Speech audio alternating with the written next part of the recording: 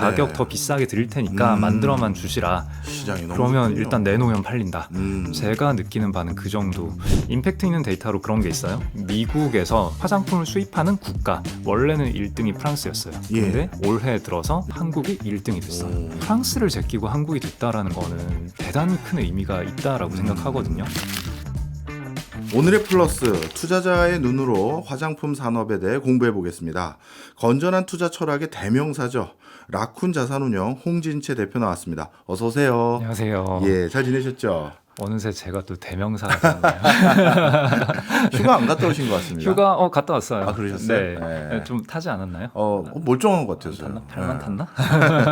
예. 교수님은 휴가 갔다 오셨어요? 저는 곧 갈 것 같습니다. 아, 네. 예. 아유, 축하드립니다. 제가 피부색으로 휴가 갔다 오셨는지 다녀오셨는지 여쭤봤던 이유가 오늘 주제가 화장품이기 때문에. 화장품이요? 예. 아, 저는 화장품을 잘 모르는 남성 소비자인데 아, 그래요? 근데 투자는 워낙 또 아시니까. 투자요? 아, 화장품 주식이 좀 재미가 좋긴 했죠. 네. 그래서 오늘 그걸 여쭤보려고 하는데요. 일각에서는 한국 화장품의 제2의 전성기가 맞았다, 이런 평가들도 있습니다. 미국뿐만 아니라 이제 유럽이나 중동까지 우리 한국 화장품에 대해서 뭐 나름대로 인기가 많다고들 하는데 맞습니까? 난리네요, 아주. 네. 그래요? 네, 일단은 한국 화장품의 글로벌화가 사실 한국 화장품 업계의 수건 사업이라고 불러도 될 정도로 예. 굉장히 오랜 꿈이었긴 한데, 그래서 막상 이렇게 잘 팔리고 있을 때 진짜 잘 팔리는 게 맞냐 이런 의구심도 좀 있긴 했었는데, 실제로 데이터는 워낙에 잘 나오고 실제 회사들, 뭐 모든 회사가 다 그런 건 아니지만 회사들의 실적도 너무 잘 나오고 있어서 일단 잘 팔리는 거는 사실이다라고 네. 보시면 되겠습니다. 일각에서는 그 원인 분석을 K 컨텐츠 때문이라고 하더라고요. 그것도 궁금했어요. 그게 일단 뭐 당연히 저도 동의하는데 네. 사실 어떤 하나의 현상에 대해서 이게 원인이다라고 딱 잘라 말하기는 어려운 경우가 굉장히 많지 않습니까? 예. 화장품이 잘 팔리는 이유도 K컬처 덕분이다. 그러니까 K드라마, K영화, K팝 이런 컨텐츠가 잘 팔려서 한국 화장품도 덩달아 잘 팔린다라고 이야기하는 건 저는 쉬운 대답이라고 생각해요.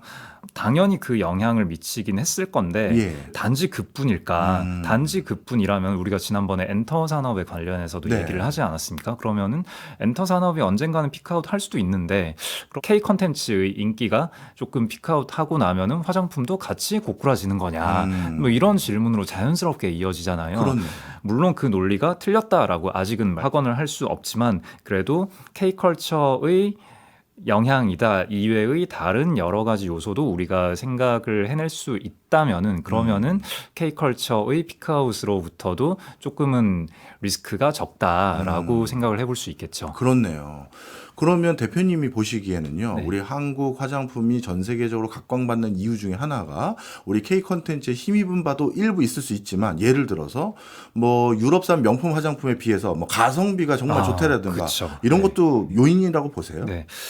기본적으로 이런 대화를 나눌 때 제가 좀 뭐랄까 그다지 자신감이 없어 보일 수 있는데 일단 기본적으로 제가 이 제품을 실제 소비하는 소비자가 아니다 보니까 이제 여기저기 여러 분들에게 물어 체크하는 그렇게 확인한 얘기들을 드릴 수밖에 없어요.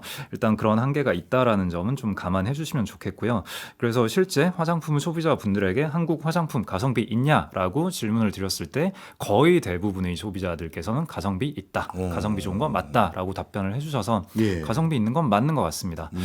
사실 K컬처도 마찬가지지만 과거 2020년, 21년 거쳐서 우리가 코로나 시기를 겪지 않았습니까? 예. 코로나 시기를 겪으면서 사람들이 소비 패턴이 좀 변한 것 같아요. 일단은 그 당시에는 미국 기준으로 정부에서 지원해주는 자금이 있었고 그 자금으로 소비를 하다가 그 이후에 2022년 들어서 금리가 올라가고 예. 경기는 썩 좋지 않았고 그러니까 사람들의 소비 여력이 줄어들었죠. 예. 그러다 보니까 아무래도 가성비가 좋은 물건을 찾는 게 보편화되었고 그런 예. 와중에 한국의 화장품들은 굉장히 좋은 선택지가 될 수 있었다가 첫 번째. 예. 그 다음에 두 번째는 그 소비의 형태가 달라졌다라는 건데 예. 과거에는 우리가 화장품을 소비할 때 뭐 일단 광고는 뭐 TV 광고나 잡지 광고 이런 걸 봤을 거고 그 다음에 오프라인 매대에 가서 여러 가지 비교 테스트를 해보고 구매를 했죠. 예. 혹은 뭐 블로그를 통해서 비교 분석한 글을 보고 선택을 하거나. 근데 현재는 유튜브나 인스타 숏폼 등이 굉장히 많지 않습니까? 네. 거기에서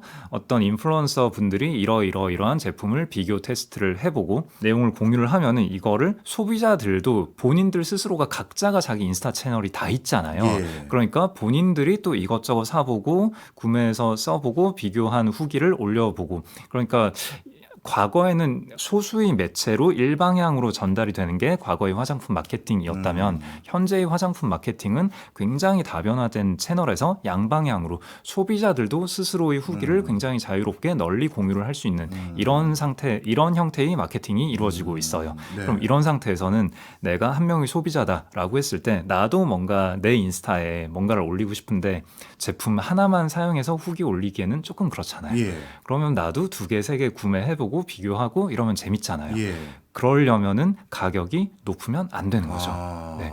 그러니까 거의 모든 소비자가 여러 제품을 비교하고 서로 그 비교한 내용을 공유하고 이런 것 자체가 일종의 현재의 소비 행태가 되어 있다 보니까 예. 가성비 좋은 제품이 과거보다 훨씬 더 각광을 받는 이게 현재의 세태 아닌가라는 생각이 듭니다. 아, 대표님 말씀을 종합해 보니까 최근 경기 상황이 안 좋은 것도 하나 요인이고, 그리고 두 번째는 화장품 산업을 둘러싼 여러 생태계 변화가 어떻게 보면 뭐 좀 덩치감 있는 회사에게 우호적인 환경에서 이제 군소한 회사도 쉽게 자신의 제품을 알리고 소비할 수 있는 환경을 바뀌다 보니까 또 이렇게 가성비 높은 제품들에 대해서 선호도가 생겼다, 이런 말씀이네요. 맞습니다. 하나 더 첨언을 예. 하자면 애초에 브랜드 자체가 물론 아주 럭셔리 브랜드는 여전히 대기업에서 나오지만 네. 여러 인플루언서들이나 연예인들이 본인이 브랜드에 참여를 해서 본인이 만든 브랜드를 본인의 채널에서 마케팅을 하는 이런 인디 브랜드라고 부르는데 예. 인디 브랜드들이 요즘에 또 굉장히 흥하고 있죠. 근데 이렇게 인디 브랜드가 흥할 수 있는 이유는 또 이따가 얘기가 나오겠지만 ODM 회사들이 워낙에 활성화가 되어 있고 그러니까 만약에 어떤 인플루언서 입장에서는 본인이 마케팅을 할 수 있는 자신만 있다라고 하면은 제품 기획은 또 기획을 대신해주는 회사들이 있고 그 다음에 제품 생산은 또 외주를 줄 수 있고 유통도 다 대행을 해줄 수 있기 때문에 본인은 본인 채널에서 제가 이번에 이 화장품 만들었는데 괜찮아요, 추천합니다, 좋아요, 추천합니다 라고만 하면은 이게 확 잘 팔리는 이럴 수 있는 생태계가 갖춰져 있는 거죠. 아, 그렇군요. 그러면 우리가 지금까지는 화장품 업계라고 통칭했지만요. 예를 들어서 대행해서 생산해주는 ODM 업체도 있고 군소 브랜드도 있고 그다음에 큰 대기업의 브랜드들도 있을 텐데 최근 이런 상황 속에서 가장 잘 나가는 화장품 회사 군 하면 어디를 꼽으시는 거예요? 잘 나간다. 일단 당장의 모멘텀으로 보자면은 예. 아까 말씀드렸던 인디 브랜드 정말 한 개인이 만든 그냥 브랜드도 있거든요. 그냥 네. 1인 기업 브랜드. 그런 브랜드 중에서 하나 터지면은 뭐 성장률 퍼센트로 보면은 뭐 연간 몇백 퍼센트, 전년 대비 몇백 퍼센트 이런 사례도 정말 심심치 않게 볼 수 있고요. 근데 그런 회사들은 상장사는 아니겠죠. 네, 상장사 중에서도 관심 있는 분들은 알지만 관심이 없는 분들은 조금 생소한 그런 중소 브랜드들 시총 한 5천억에서 1조 사이 정도 되는 그런 회사들이 지금 성장률이 굉장히 좋고요. 네. 반면에 대기업들 우리가 딱 들으면 거의 대한민국 국민들 대부분이 아시는 그런 큰 브랜드들은 성과가 그다지 좋지 못하죠. 예. 오히려 그러면 ODM 회사들은 어떻습니까? ODM 회사들은 전반적으로 굉장히 좋은데요. 사실 화장품이 좋았던 거는 작년부터도 대단히 좋긴 했거든요. 예. 그러다가 작년 말 올해 들어서 계속 더 좋아지고 있다 보니까 ODM은 화장품 브랜드와는 다르게 화장품 브랜드는 일단 아까 말씀드렸다시피 생산은 외주를 주면 되고 본인들이 마케팅만 잘 되면 고객들이 구매를 해주기만 하면은 매출액을 늘리는 데에도 그 다음에 또 가격도 대단히 높여 받을 수 있잖아요. 그렇죠. 잘 팔리기만 한다면.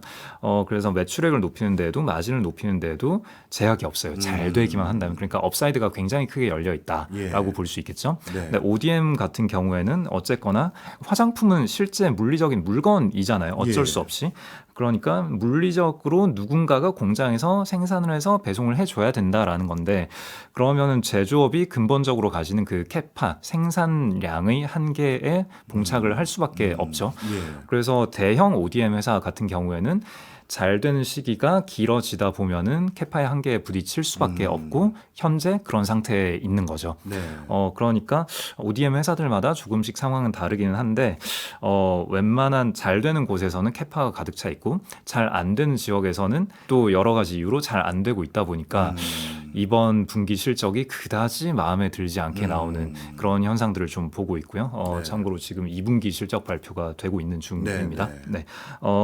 반면에 중소 ODM 회사 같은 경우에는 아직도 캐파의 여유가 있고 그리고 캐파라는 게 사실 또 디자인 캐파와 실 캐파가 조금은 다르거든요. 예.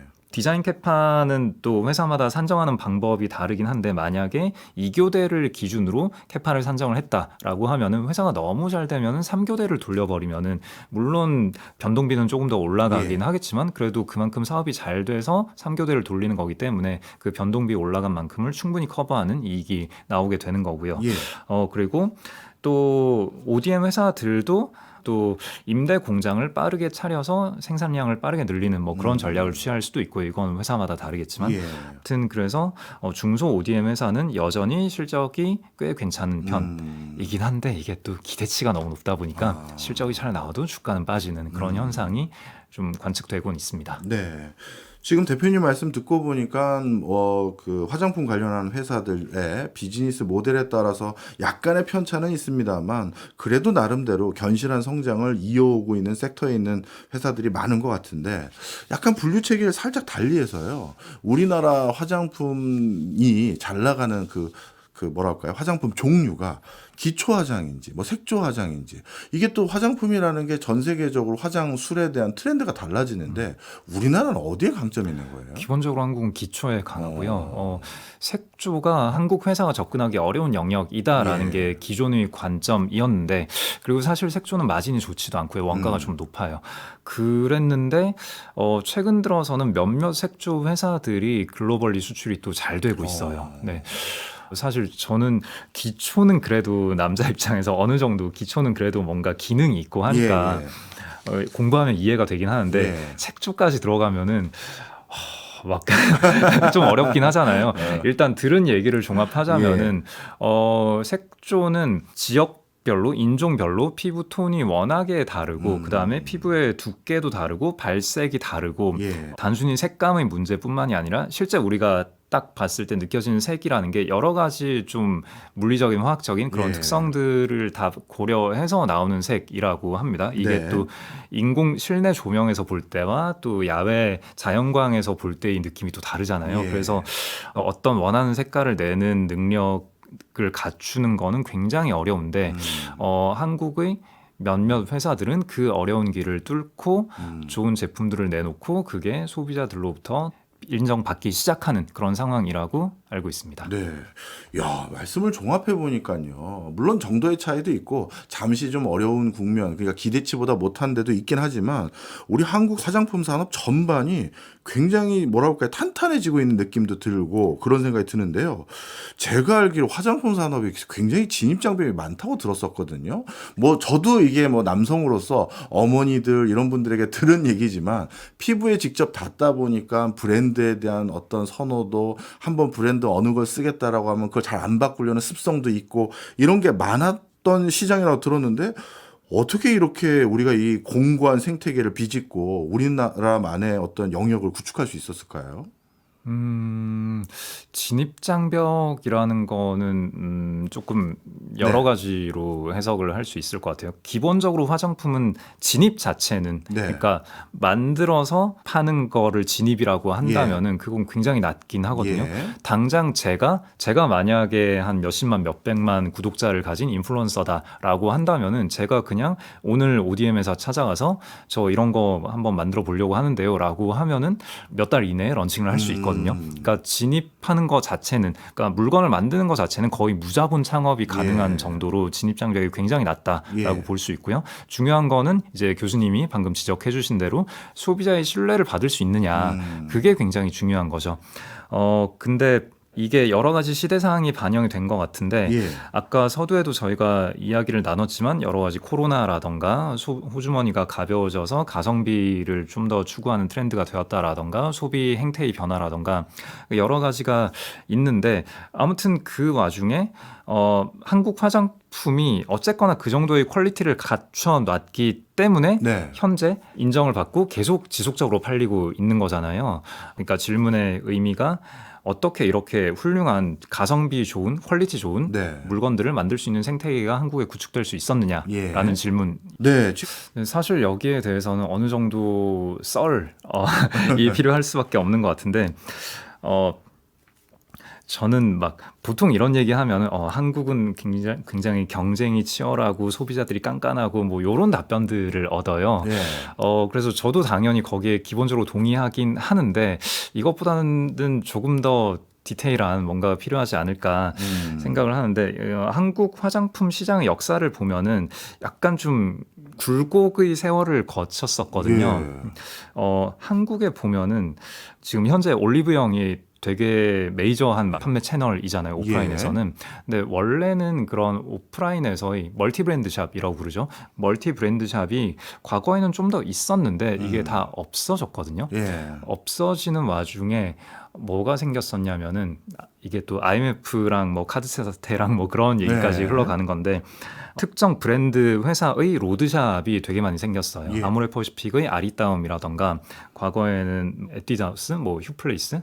그러니까 개별 브랜드 회사에서 개별 회사에서 자기네 회사들의 라인업을 쭉 갖춘 네. 그런 오프라인 매장을 크게 구축을 했었죠. 예. 그럼 화장품은 사실 유통망이 굉장히 중요한데 현 시점에도 중요한데 과거에 온라인 판매가 그렇게 활성화되지 않았던 시절에는 훨씬 더 중요했을 거잖아요. 근데 그런 오프라인 매대를 특정 몇몇 회사들이 다 장악을 하고 있었다라고 예. 하면은 그리고 그 회사들은 대체로 본인들이 생산 라인을 또 다 가지고 있어요. 예. 그러면 여기에서 OEM, ODM 회사들은 사실 여기에 비집고 들어갈 틈이 굉장히 난해하거든요. 그렇죠.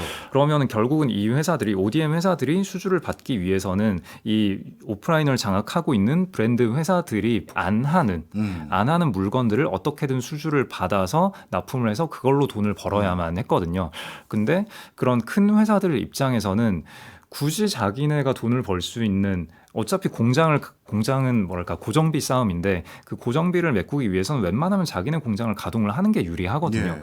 그럼에도 불구하고 굳이 외부 업체에 외주 생산을 맡긴다라는 거는 어떤 제품을 맡기겠어요?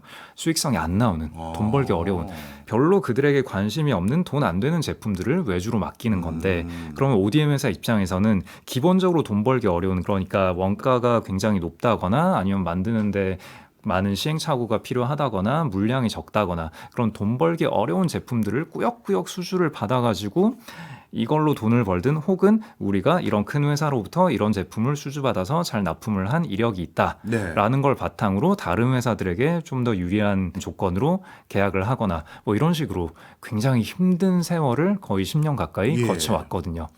그래서 그런 과정을 거치면서 살아남은 회사들은 오히려 이제 반대로 이들이 기술 개발을 엄청나게 하고 원가 절감도 엄청나게 많이 해서 그런 브랜드 회사들이 직접 자기네 공장에서 돌리는 것보다 더 좋은 제품을 더 싸게 만들어낼 수 있는 그런 품목들이 일부 생기기 시작했다라는 거죠.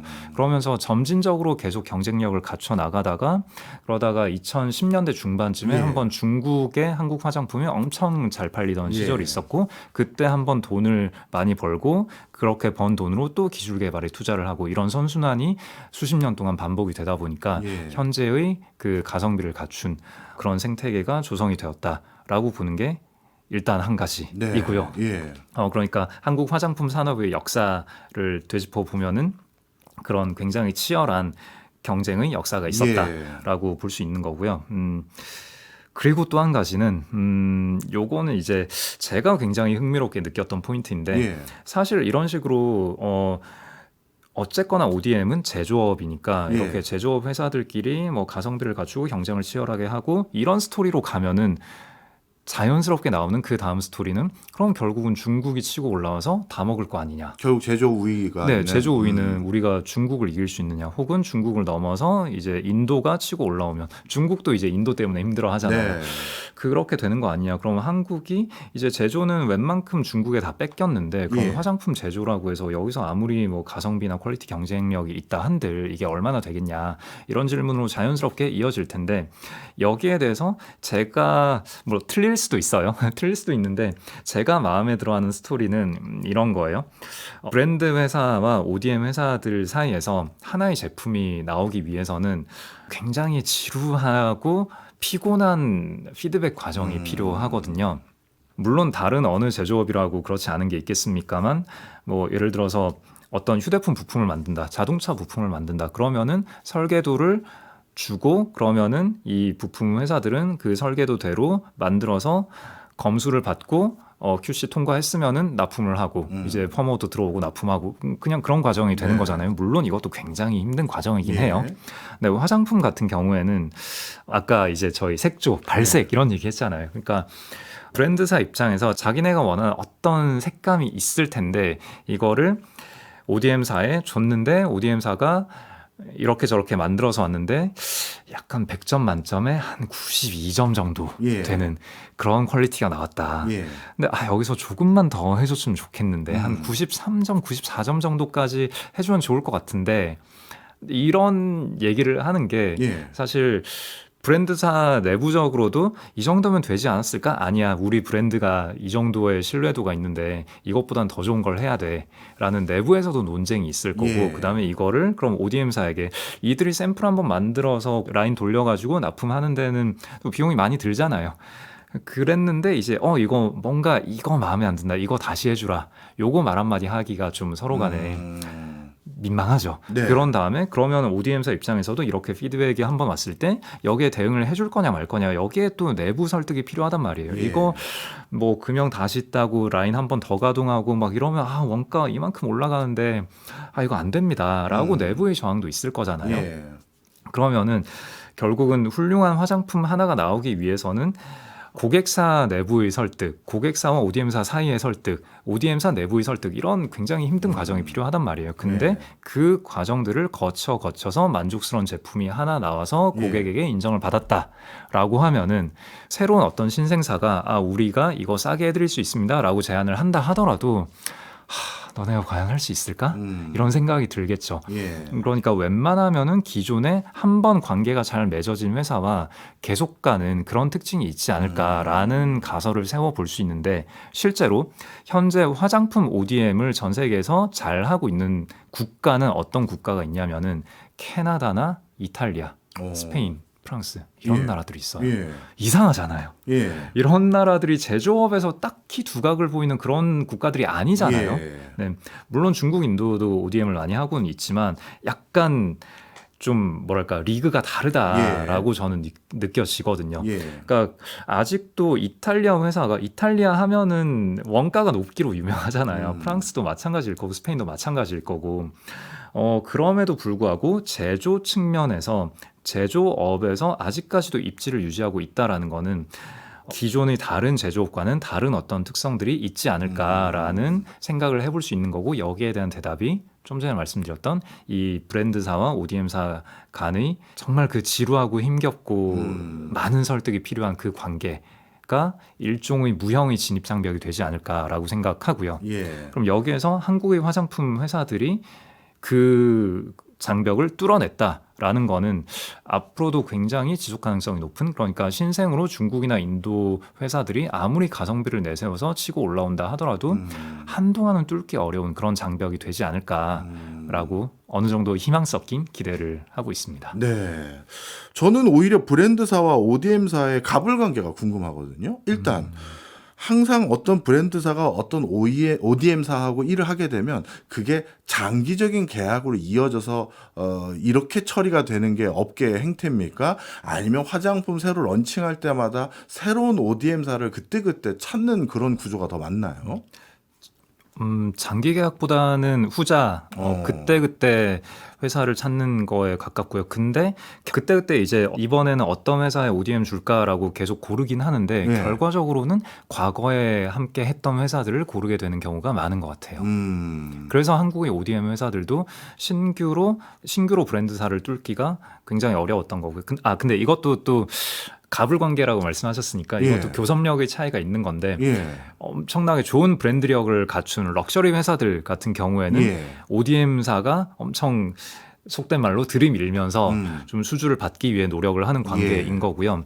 인디 브랜드 회사다 혹은 그보다 조금 더 규모가 크더라도 아무튼 군소 브랜드사다라고 하면은 그때그때 다르긴 하지만 요즘에는 ODM사에 엄청 사정을 해야 하는 상황이에요. 네. 지금 기존의 거래 관계가 없던 회사가 특히나 신생 브랜드가 가서 이것 좀 해달라라고 하면은 한 1년 기다리셔야 되는데요. 뭐 그런 말이 나올 정도로 지금 우리가 대응을 못 해준다라는 거죠. 그러니까 사실 뭐 ODM 회사가 재고 리스크를 짊어지지는 않지만 네. 그래도 웬만하면은 많이 팔리는 게 좋잖아요. 예. 제조업은 어쨌거나 가동률을 높이는 게 고정비가 있으니까 가동률을 높이는 게 굉장히 중요한 일인데 네. 한 제품을 받아서 이 제품이 100개 팔리는 것보다는 1000개, 10,000개, 10만 개 팔리는 게 당연히 유리하잖아요. 그러니까 브랜드사들도 신생 브랜드가 얼마나 잘 팔릴지 모르는데 그 회사와 계약을 하기에는 아무래도 좀 우선순위가 낮아지게 되는 거죠. 네. 그래서 현재는 ODM사가 많이 갑이다.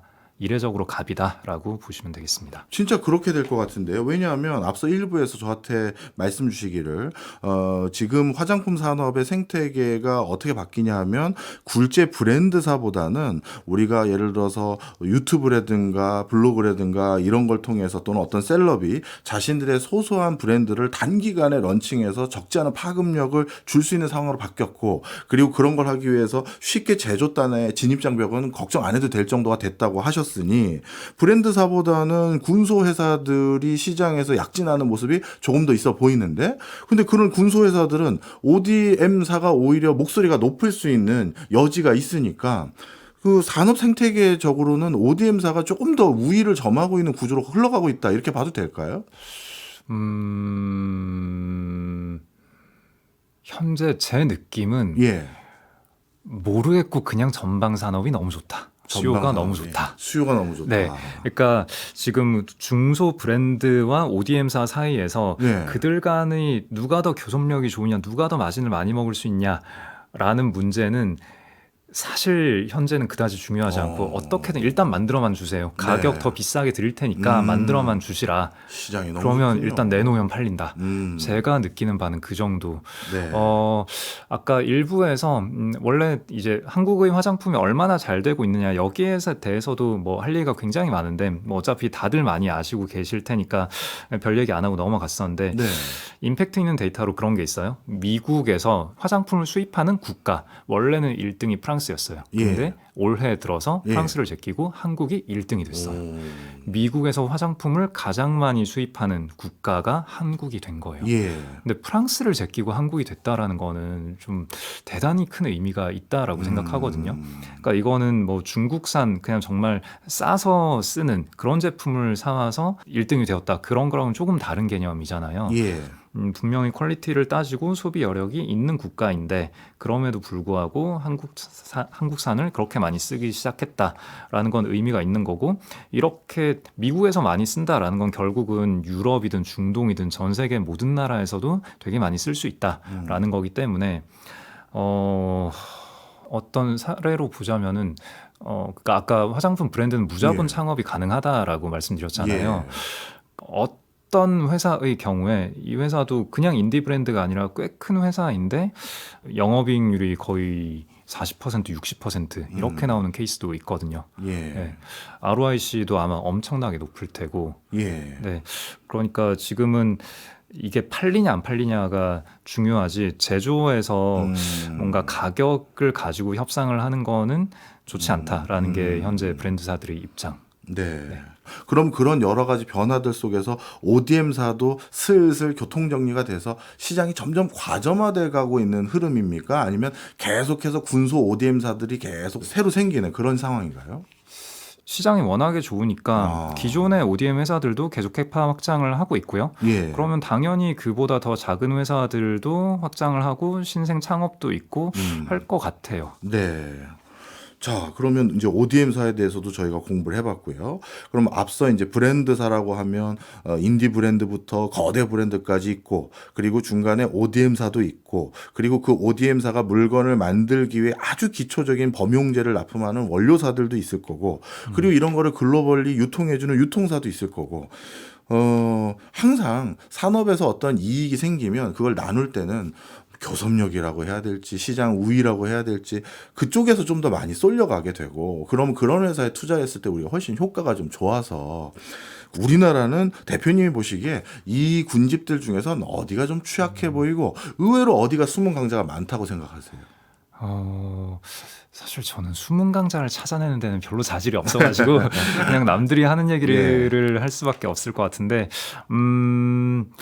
일단은 기본적으로 지금까지 저희가 브랜드와 ODM에 대한 예. 얘기를 나눴었는데, 네. 그 이외에도 저희가 다루지 않은 밸류체인이 일단 용기 회사 같은 게 있죠. 용기회사도 유명하죠. 용기 회사들도 그쵸, 돈도 잘 벌고 좋은데, 그리고 용기 회사들의 경쟁력이라고 하면은 사실 중국산 화장품을 써보면은 뭐 저야 안 써봐서 모르겠지만 실제 소비자분들은 좀 그 차이가 어마어마하게 크다라고 말씀을 하시더라고요. 특히나 뭐 예를 들어서 펌핑을 할 때마다 이게 일정한 양이 분비가 돼야 되는데, 예. 근데 펌핑을 할 때마다 막 양이 다르고 뻑뻑하게 나오고 예. 양이 다르고 막 이러면은 이게 굉장히 곤란하고, 그리고 한국 ODM사가 기획해서 만들어준 뭐죠? 그 새로운 형태의 제품들이 네. 많이 있거든요. 예. 그런 것들은 중국 ODM이 따라하기에는 아직 어렵고, 근데 그런 것들이 대체로 용기에서 경쟁력이 나오는 거고, 그리고 화장품 원가에서도 용기가 꽤 많이 차지하고, 예.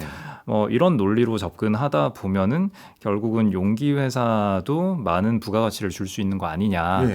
그렇게 주장하시는 분들도 많고요. 근데 저는 계속 말씀드리지만 기본적으로 이건 제조업이잖아요. 예. ODM사가 물론 굉장히 좋긴 하지만 제조업으로서 가지는 물리적인 캐파의 한계는 있다라고 말씀드렸는데, 이것과 동일한 논리를 용기 회사에도 적용할 수 있는 거죠. 네. 어쨌거나 제조업이란 말이에요. 그리고 그 용기를 만들 때는 ODM 회사들은 그들이 뭐 용기를 사오기도 하지만 또 화장품 원료를 사와서 이걸 배합하고 이런 과정에서 마진을 남길 수가 있는데, 예.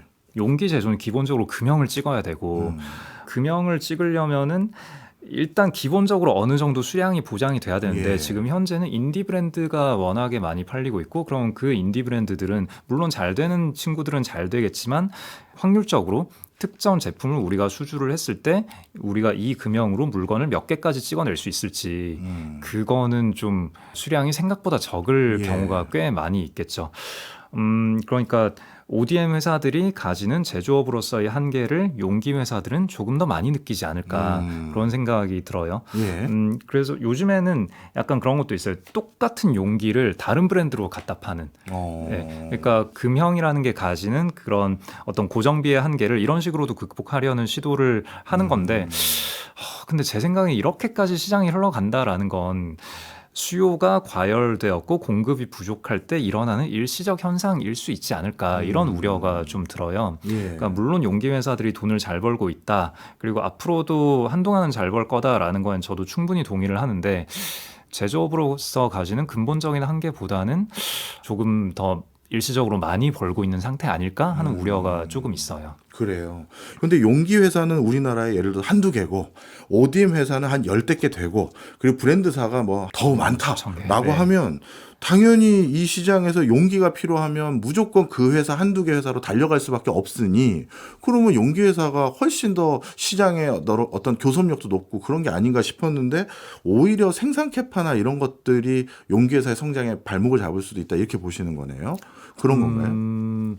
네, 물론 그들도 캐파 확장을 하겠지만, 그러니까 기본적으로 ODM과 용기 둘 다 그냥 어쨌거나 제조업이지 예. 않나라는 거죠. 예. 좋은 건 알겠는데 너무 큰 프리미엄을 주기는 어렵지 않을까. 어렵다. 네, 그러니까 이게 약간 그 나이든 매니저가 가진 선입견 같은 건데, 왜 이러세요 또?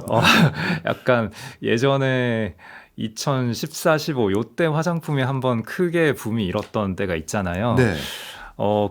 때 일단은 처음에 논란이 됐던 게 브랜드가 더 PR을 높게 받을 수 있냐, ODM사가 PR을 높게 받을 수 있냐 이런 논란이 있었다가 예. 그랬다가 용기 회사들이 등장하면서 용기 회사 프리미엄 받아야 된다 이런 얘기가 나오고 이 업이 꺾였거든요. 아. 물론 이렇게 단순하게 과거 사례를 그대로 볼 수는 없는 건데 약간 저는 용기와 ODM 사이에서 누가 더 좋냐 이런 고민은 별로 하지 않아요. 그냥 누군가 대단히 싸다면은 네. 나쁠 거 없는데 하고 그냥 살 수는 있을 것 같은데 원래 항상 이 업이 굉장히 많이 주목을 받으면은 밸류 체인을 세부적으로 타고 내려가잖아요. 네. 옛날에 한창 건설업이 한창 좋을 때는 막 정말 중소 가구 회사, 굉장히 스몰캡 가구 회사까지도 수급이 내려갔었거든요. 그렇죠. 그러니까 저는 오히려 뭐 용기 회사나 원료 회사까지 주목을 받고 있는 상황은 그 회사들의 주가가 어떻게 될 거다라기보다는 그냥 화장품 업에 대해서 투자자들이 관심이 많구나 정도의 의미가 제 입장에서는 좀 더 크게 다가와요. 네. 화장 트렌드가 예전에 저는 X세대거든요. 우리 때는 약간 짙은 화장 있지 않습니까? 우리 예전 김희선 배우나 이런 분들 나오면 굉장히 갈색 톤의 그런 화장이 많았는데 요즘은 전 세계적으로 물광 화장이라고 하나요? 반투명 화장 이런 것들이 유행인데 그런 트렌드에 부합하는 신제품을 내놓거나 이런 게 또 중요하다고 하더라고요. 제품 뭐 스타일이라든가 제품 주기 이런 게 자주 바뀝니까? 아주 자주라기보다는 예. 크게 한 5년이나 10년 정도 예. 그 정도 지나면 좀 바뀌어 있는 것 같아요. 예. 그러니까 사실 한국 화장품이 왜 이렇게 잘 나가냐라는 걸 봤을 때 제가 굉장히 흥미로웠던 게 방금 말씀하신 대로 그 과거에 서양인이 예쁘다고 생각하는 아시아인의 어떤 상이 있었는데 예. 사실 그 모습들은 아시아인이 보기에는 아름답다라고 여기지 않는 그런 상들이 많았는데 네. 요즘엔 좀 통일이 된 것 같거든요. 예.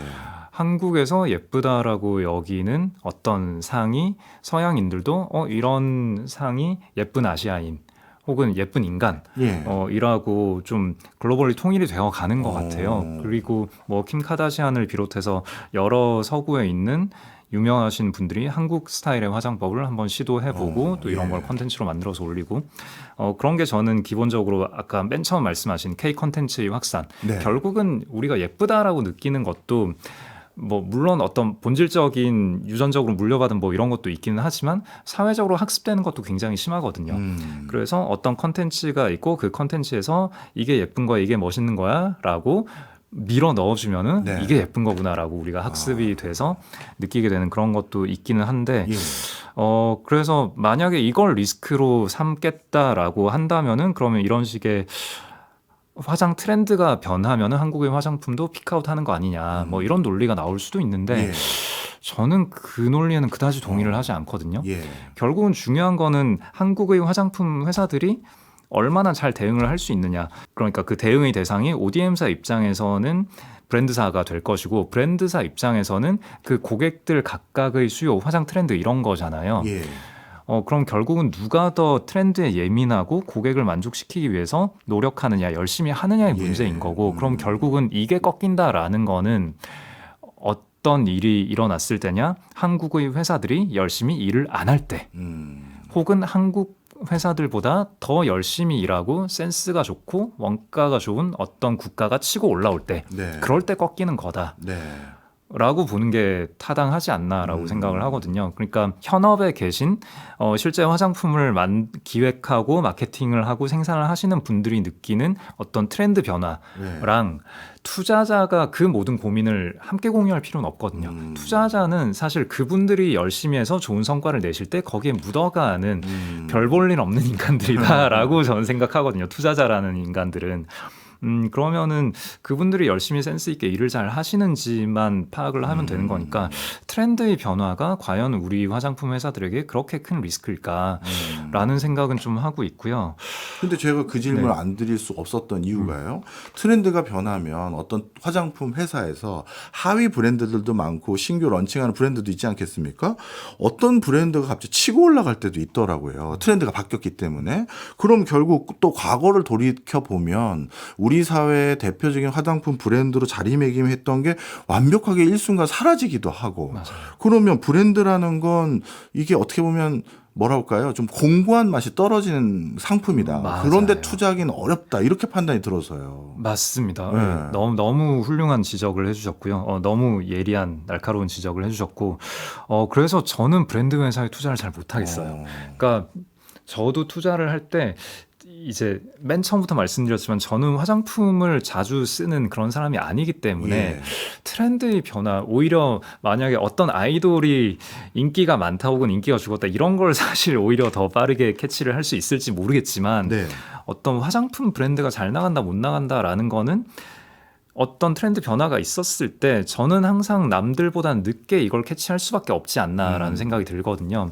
그러니까 기본적으로 브랜드 회사는 지적해 주신 대로 트렌드가 꺾였을 때 이 브랜드의 판매량이 꺾일 수 있다라는 큰 리스크를 짊어지고 있는 회사인 네. 거고, 그러면 만약에 내가 한 명의 투자자로서 그런 트렌드를 빠르게 캐치할 수 있는 사람이라면은 이 주식을 잘 매매를 할 수 예. 있겠지만 저 스스로 저는 그런 사람이 아니다.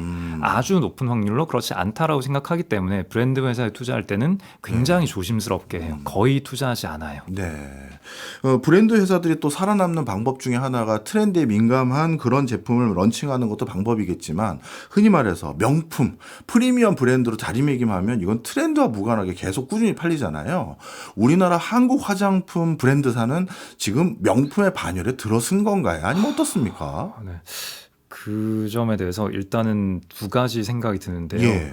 두 번째 거부터 먼저 답변을 드리자면, 예. 자, 한국의 화장품 회사가 프리미엄 반열에 들었느냐? 예. 아니죠. 아니에요. 이거는 뭐 쉬운 답이라서 먼저 드리자면 예. 그렇지 않아요. 예.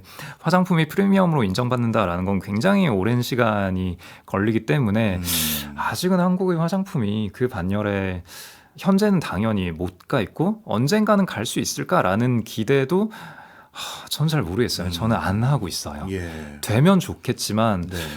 제가 생존해 있는 동안에 그런 일이 일어났으면 좋겠어요. 그거는 그냥 순전히 희망사항인 거고, 그렇게 되는 거에 베팅을 하겠냐라고 한다면은 뭐 아직은 모르겠다 이고. 근데 여기서 또 하나 말씀드리고 싶은 거는 과연 그게 필요한 일인가. 네, 그래서 그게 제가 드리고 싶은 첫 번째 예. 대답이었는데, 말씀하신 대로 명품 브랜드사들은 이런저런 트렌드보다는 그래도 좀 더 그런 브랜드 자체가 가지는 인지도가 있기 예. 때문에 이 브랜드에서 이런 제품을 내놨다라고 하면 기본적으로 관심을 가져주는, 뭐 엔터 K-팝을 보더라도 대기업에서 내놓는 아이돌이 데뷔를 했다라고 하면 일단 관심을 가지잖아요. 네. 약간 그런 느낌? 그렇긴 한데 그러면 그 럭셔리는 다른 럭셔리 제품군들끼리 비교를 하자면은, 예. 그러니까 럭셔리들은 프리미엄을 많이 받고 있잖아요. 그러니까 가격이, 그렇죠. 주가도 예.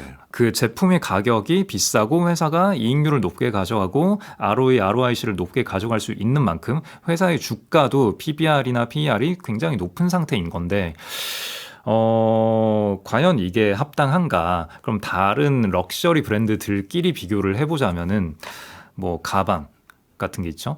가방이라던가 아니면 럭셔리 자동차들, 네. 시계 브랜드들. 근데 이런 거는 특징이 뭐죠?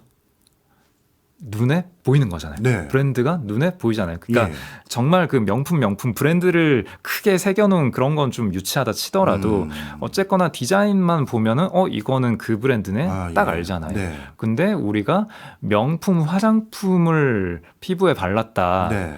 그럼 여기에서 저 보여지는 사람, 건 없네. 네. 아. 저 사람 저 오늘 쓴 저 아이라인이 거기 무슨 브랜드의 뭐네? 이것까지 파악하기 어렵잖아요. 그렇죠. 굉장히 특이한 립 색깔 같은 경우에는 간혹 구분할 수는 있겠지만, 그러니까 럭셔리라는 거는 내가 이런 제품을 소비하는 사람이다라는 걸 과시하는 약간 예. 그런 효과가 있는 거잖아요. 근데 네. 럭셔리 화장품 같은 경우에는 그런 과시 효과가 다른 럭셔리 제품들보다 상당히 약하기 때문에 럭셔리 화장품의 반열에 올랐다라 한들 주가 측면에서 그 주식의 가격이 그 정도의 프리미엄을 받을 수 있는가, 그러기는 어렵지 않을까라는 생각이고, 그렇기 때문에 저는 한국의 화장품 회사들이 그런 럭셔리나 프리미엄 브랜드의 반열에 굳이 오르지 않더라도 뭐 문제 있나? 라는 생각이 들어요. 네, 알겠습니다. 한 가지만 더 예. 얘기를 하자면은 그런 거 있어요. ODM사 입장에서는 이미 잘 갖춰진, 이미 브랜드 인지도가 있는 그 럭셔리 브랜드와 계약을 했다라는 거는 ODM사 입장에서는 굉장히 중요하죠. 과거에 이제 한국의 역사 얘기를 하면서 이제 그 대형사들에게 ODM사가 대형사들 돈 안 드는 거 수주해서 이걸 레퍼런스 삼아서 다른 제품들을 수주를 할 수 있었다, 그 말씀을 드렸잖아요. 예. 그 10 몇 년 전의 그 상황이 이제는 그 대상이 아모레퍼시픽이 아니라 훨씬 더 높은 글로벌 브랜드들이 ODM사들이 영업 대상이 되어 있는 거죠. 네. 그래서 정말 모두가 아는 글로벌 럭셔리 브랜드들에 지금 한국의 회사들이 수주를 하고 있거든요. 물론 대형 ODM사는 예전부터 이미 그걸 했지만 예. 중소 ODM사들이 글로벌 럭셔리 브랜드들로부터 수주를 하고 있는데 그 과정은 아까 말씀드린 브랜드와 ODM 사이의 제품 하나 수주하기 위해서 오가야 하는 그 험난한 과정들, 럭셔리 브랜드는 훨씬 더 어렵거든요. 그렇겠죠. 네, 그 과정들을 거쳤기 때문에 당장 이걸로 돈은 안 되지만 예. 이걸 가지고 앞으로 받아올 수 있는 제품군들이 훨씬 다양해지고 좋아지고 계약 관계가 좋아진다. 네, 그래서 이거는 ODM사들에게 굉장히 중요하다라는 네. 말씀 드리고 싶습니다. 오늘 우리나라 화장품 산업의 전체 생태계에 있는 브랜드사, ODM사, 용기, 원료 여러 회사들을 쭉 한번 훑어주셨는데요. 우리 말씀 듣고 나니까 우리 K뷰티 산업의 미래가 저는 굉장히 긍정적으로 보이고요. 최근 수요까지 좋다니까 우리가 관심을 둘 만한 충분한 이유는 많다라는 생각 듭니다. 오늘도 많은 가르침 고맙습니다. 감사합니다.